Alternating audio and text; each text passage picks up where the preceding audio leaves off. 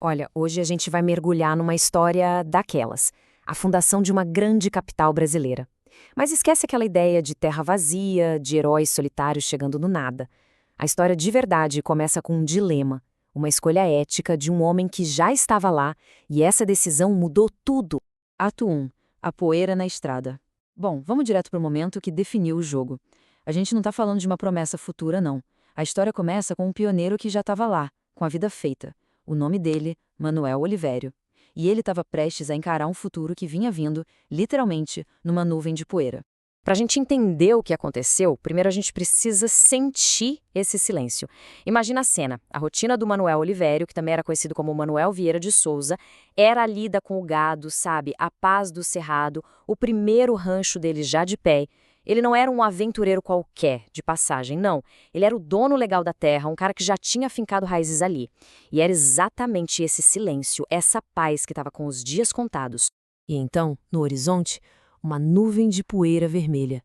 E junto com ela, aquele som, o chiar inconfundível de 11 carros de boi se aproximando. Dá para imaginar a cena? Aquele som lento, rangendo, que vai crescendo, ecoando por tudo.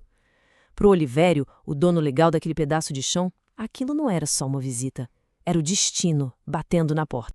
Conflito ou aliança? A chegada daquela comitiva do José Antônio Pereira botou um dilema na mesa, na hora. Pensa bem, o Manuel Oliveira tinha comprado tudo legalmente, já tinha construído a primeira infraestrutura do lugar. A decisão que ele tomasse ali, naquele momento, ia desenhar o mapa do futuro da região inteira.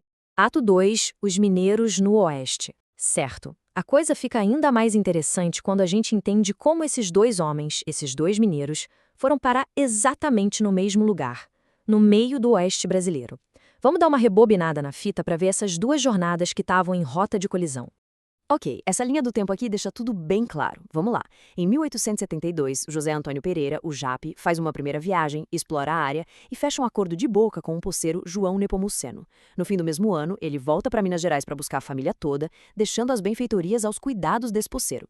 Só que aí, entre 74 e 75, entra o nosso protagonista, Manuel Olivério. Ele vai lá e compra legalmente a terra e tudo que tinha nela, do Nepomuceno, e já estabelece a primeira infraestrutura permanente.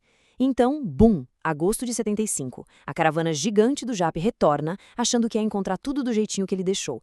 Ou seja, de um lado, uma promessa verbal, do outro, um título de posse, um rancho de pé, uma vida já estabelecida pelo Olivério. O cenário para um conflito estava armadinho, né?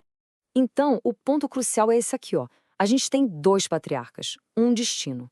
José Antônio Pereira, de Monte Alegre, Minas Gerais, o líder visionário da caravana de 75, com seu acordo verbal. E do outro lado, Manuel Vieira de Souza, o Olivério, vindo de Prata, também em Minas, que já estava estabelecido, era o proprietário legal, o cara que construiu a primeira infraestrutura.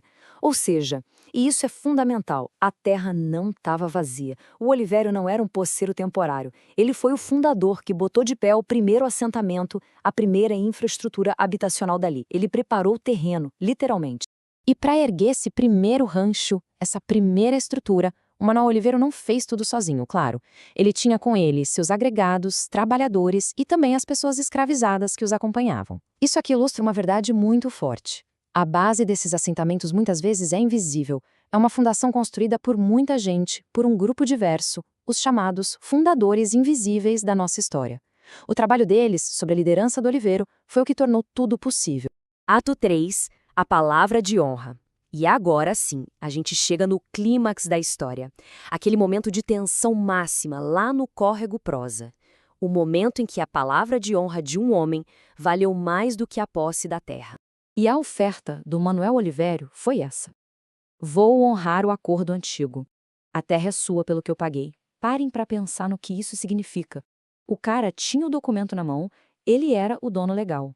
Mas em vez de bater no peito e expulsar todo mundo, ele mostra uma integridade absurda. Ele se oferece para sair, pedindo de volta só o que ele investiu, um gesto de honra gigante, reconhecendo um acordo que nem tinha sido feito com ele.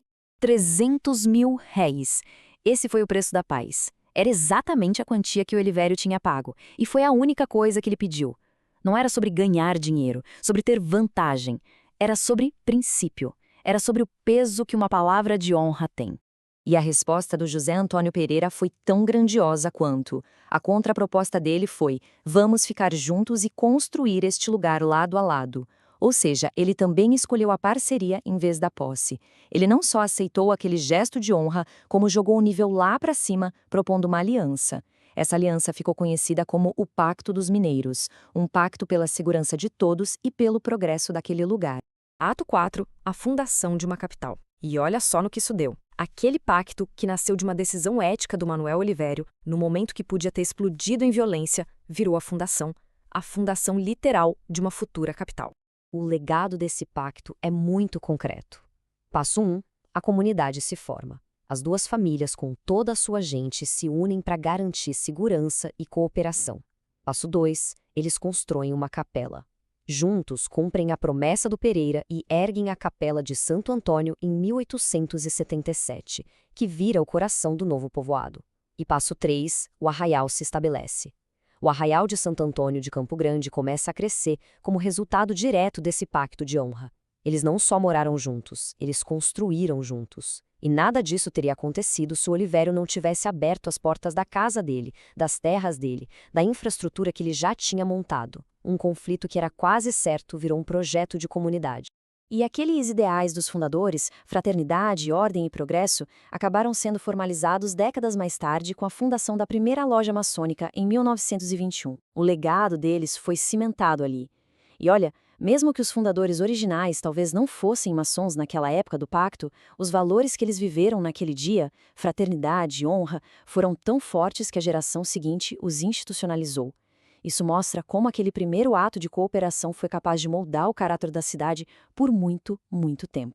No fim, fica a pergunta: será que uma única decisão ética pode ser mais poderosa que a força na fundação de uma civilização?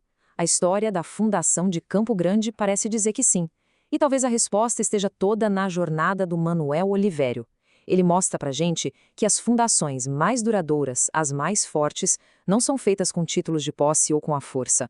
Elas são construídas com a coragem e a integridade de uma palavra de honra.